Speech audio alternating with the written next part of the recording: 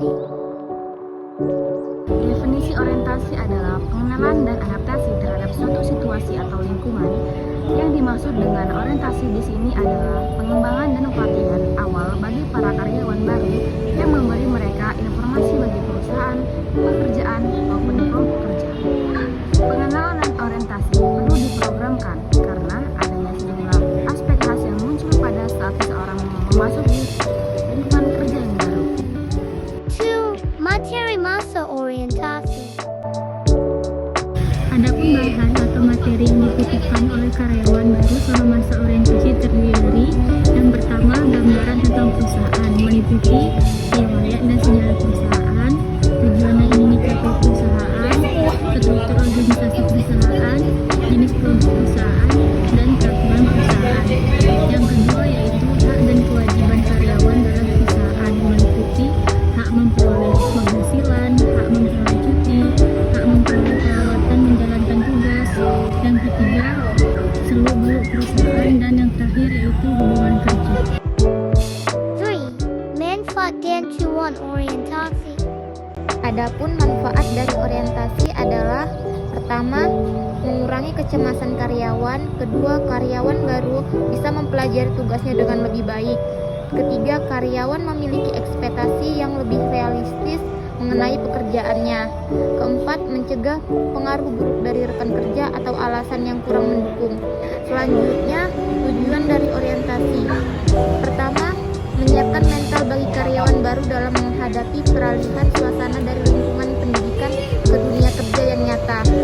Dua, menghilangkan hambatan psikologis dalam memasuki kelompok yang baru. Ketiga, mengenal secara singkat lingkungan pekerjaan yang baru. 4. Definisi penempatan SDM.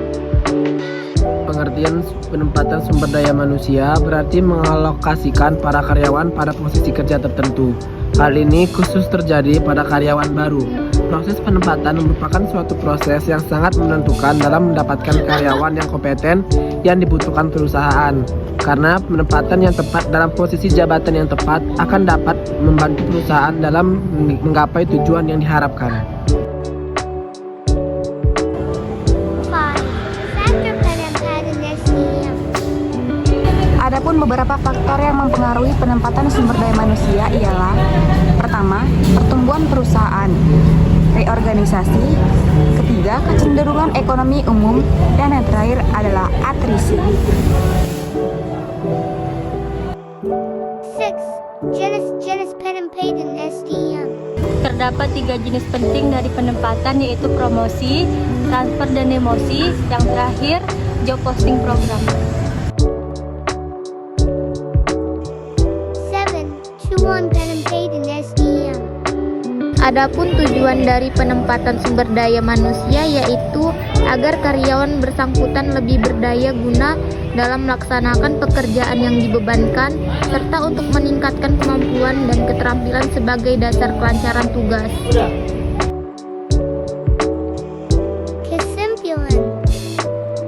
Jadi kesimpulan pada materi yang kami sajikan adalah orientasi dan penempatan mempunyai peran yang sangat penting dalam memastikan karyawan baru maupun karyawan lama yang ditempatkan pada bidang yang baru untuk dapat menunjukkan kinerjanya dengan maksimal dan produktivitas kerja yang diharapkan.